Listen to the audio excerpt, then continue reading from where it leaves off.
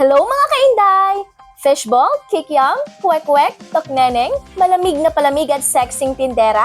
Sino ba naman ang hihindi sa mga pagkain na ito kung naghahanap ka ng food trip at panawid gutom na mura na ay mabisa pa? Welcome sa isa na namang chismis! Napadaan nga tayo dito sa Landayan San Pedro sa tapat ng simbahan ni Lolo Uweng dahil may nasagap ang ating radar na meron daw ditong mala fairy tale ang pangalan na tindera ng mga street foods. Eto nga pala si Tinderella, ang sexing Tisay street foods vendor sa tapat ng simbahan ni Lolo Uweng. 15 years na siyang nagtitinda. Since high school pa lang ay tumutulong na siya sa kanyang mga magulang sa pagtitinda ng kakanin at suman hanggang sa naging palamigan at tusok-tusok. Meron siyang iba't ibang tindang street foods tulad ng turon, banana Q, fishball, kikiam, kwek-kwek at iba't ibang flavor ng palamig tulad ng blue lemonade, melon at pineapple na may halong Del Monte pineapple for only 10 pesos. May hot coffee din siyang tinda dito kung gusto niyong magkape. Tara, i-chismis na natin yan. Inuno ko nga yung tokneneng at kwek-kwek na favorite ko at lagi kong binibili sa street foods. Buhusan ng suka at matamis na sauce ay talaga nga namang panalo. Trinay nga din natin ang iba't ibang flavor ng palamig. Pinaka nagustuhan ko yung blue lemonade. Bagay ang mix ng pineapple juice at lemon dahil hindi sobrang tamis. Kaya kapag napasimba o napadayo kayo dito sa Landayan at naghahanap ng mga tusok-tusok